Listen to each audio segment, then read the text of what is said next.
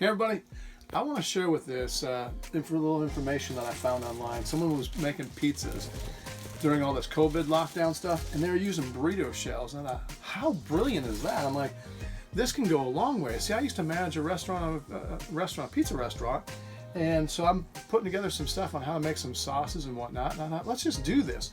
This is the coolest thing. As you can see, we're living in a camper now, so this is really cool because I don't have to make pizza dough anymore. But this goes way above and beyond just these shells, because now you can go gluten-free pizza real easy. And these things are just perfect. I'm really amazed. If you like thin crust, I'm going to jazz this up here. We're going to do one shell, and then we're going to put some mozzarella cheese, and then do another shell in between, and then the pizza toppings. That's going to be really cool. But I mean, so you can go gluten-free. You can go, I mean, look at that. Now I don't want to advertise any companies, but look at that texture. I mean, that's what we're going to do next, which we're not going to have on this video. We're just doing regular burrito shells, but this is so cool. You're going to love it. I'm impressed. So check out the rest of this video, and yeah, enjoy. This is so cool. We got our pies cooking right now. This is so cool too. In a camper, this is really tough. But our pan wouldn't fit too, but look at that, in a cast iron. This is awesome, and it tastes so good too. So I hope you enjoy. Time to make the pizza sauce, and it cannot get any easier than this. All right, there's all different kinds of ways you can make this, but I'm just going to show you a really quick, easy way. All right, we had some pizza the other night, so what I'm going to do is combine this. So not to confuse you, what we did is we started off with some. I love being able to do this using organic products. We used to do this out of the garden, but anyways, we used the petite diced, and we can get fire roast if you want, or just regular. It really doesn't matter, but that's more of an artisan kind of pizza, I guess you could say. But so what I'm going to do is just kind of add this leftovers that we had from the other night. So don't get confused by this, saying, hey, wait a second, you're changing that things up. Okay, tomato paste is really huge. If you want a nice saucy pizza, like see, that was just what we had the other night. It was just more the petite, chunks, which was good. But this is what you're gonna get. This is more of an authentic sauce that you're gonna get, a thicker sauce, like what you're used to in a restaurant. And you want to add just a little bit of water, because of your powder ingredients are going to thicken the sauce up. But get the rest of that tomato paste out of there, and you can, if it gets really too thick, you can thin it out a little bit too. It's all right. Gonna mix that up a little bit. There's don't really have an exact pattern on how I do this, but I do know this. What you want in this to make this taste really good is garlic powder. And if this isn't enough garlic powder for you, hey, look, I can spill a little bit over. It doesn't matter. Garlic powder, if you want more garlic than that, go for it. That's a teaspoon, by the way.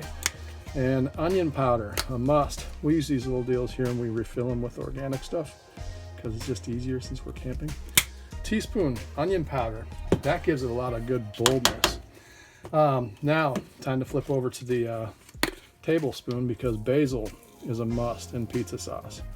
So you can get a little bit heavier than that if you want, but basil, oregano, and then when it comes to getting a little bit zesty, black pepper. Now this is kind of difficult doing in a pepper grinder because I'm going to miss a lot. So anyways, just to kind of shorten the deal, you'll get an idea. I'm going to put some pepper in there. And we're out of pepper, almost out of peppercorns. So, okay, next step, of course, is just to mix this up thoroughly. And what you're going to do is you're going to refrigerate. You can use this immediately. That leftover batch that we had, we made it and used it within the hour, and it was still good. But if you want a really robust, just a really strong flavored pizza, it's best to mix this up and refrigerate it overnight. But any amount of refrigeration time that you get on this is going to help, but overnight's going to be your best. It can be used immediately, so don't worry, don't sweat if you're in a pinch, you just want to hurry up and make it. But you can see how thick that is already. It's just that easy, folks. I mean, there's no that other video cut out, but anyways, here's the finished product of the pizza sauce. Nice and thick, and it's ready to go on. Our ingredients are ready, and this is so crazy. But we're gonna go ahead and do this. So we're cooking the camper. We have to improvise. Our pizza pan is not big enough to accommodate two. But there we go. Here comes the toppings.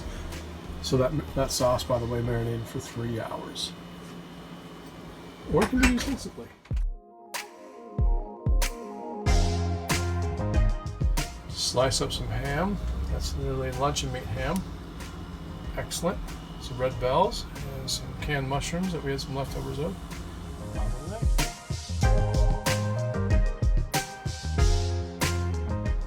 Just regular old black olives. Slice them yourself. Nice way of doing that. If you want the long ones, you can get about 3 of those that way off of each olive. If you prefer them sideways, it's a cool thing about it. Cooking is fun.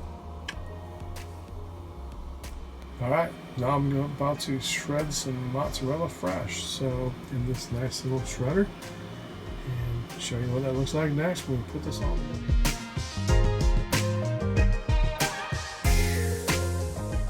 Time to make some shredded mozzarella.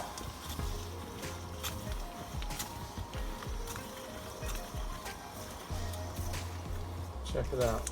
That is awesome. If you like extra cheese, that'll be a lot of cheese right there for those pies.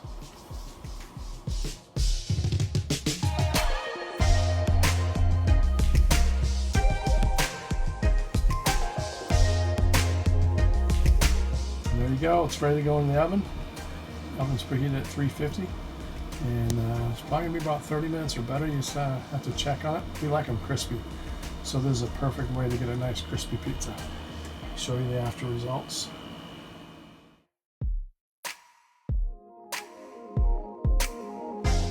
Alright, there they are. Now as for the crispiness, just listen to this. I don't know if you can hear that or not. Let's try this other rascal here. Might be a little crispier. Nice and crispy though. So we're going to enjoy these right now. Enough of this video. That's an awesome tip, whoever gave that out there. So enjoy this. We're going to. Okay, see you. Well, there you have it, folks. That was an incredible lunch. We had some for dinner the other night as well. It's good anytime. Well, maybe breakfast too, especially for the teenagers. But anyways, okay. Just a couple of things, tips I want to go over with you. Okay, the not just burrito shells, but you can use all kinds of wraps. You know, they have some really cool wraps out there these days. So check them all out. Play around. Cooking is fun. It is, especially when you're locked up. COVID, perfect time. Experiment with cooking. Just be careful, please. Cooking temperature, anywhere from 350 to 450. We're using an RV oven. It's a lot different, so I can't say what you're using. You may have a convection oven that's going to cook it just like that. So be aware of that.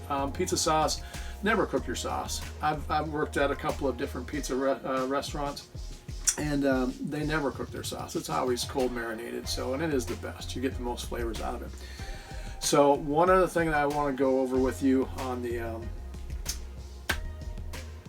pizza is, this is really cool. Okay. If you ever had chicken fajita pizza, this was Pizza's recipe. Anyways, it's really simple. On your crust, instead of pizza sauce, just go ahead and take paste peccani. Do you like it hot? Get the hot, mild, or they have medium. Paste peccani sauce your base, then your cheese, and then your black olives, your red bell peppers, and then you can get that chicken, frozen chicken fajita meat in the stores right now. I think it's John Morel's or something like that, but it's antibiotic free, all stuff. That's really good stuff. It's called chicken fajita meat. That's your meat, and it tastes fantastic. You will love it. And of course, on top of that, you can do a little just shredded cheddar, and that adds a really nice touch for that fajita pizza. And some other things, if you like the buffalo pizza. Have you ever had buffalo pizza? It's amazing. Just get buffalo wing sauce. That's your sauce, no pizza sauce. Then your mozzarella, and use the same chicken fajita meat. You won't know the difference, but you will taste the difference when it's going to be incredible. And you can dip it if you want hotter. You can dip it in that sauce. But it has to be buffalo wing sauce. It cannot be just regular hot sauce. And one last tip, if you don't want to shred your own cheese, by all means, just buy the bag. But we don't like the silicone dioxide that they use for the anti-caking. That's why we like to shred all of our ingredients, make our ingredients ourselves. That's part of cooking healthy at home. So hope you enjoy. Please be sure to like this video, subscribe, and hope to see you again and bring you some more tips. All right, y'all have a good day, good evening, and healthy eating.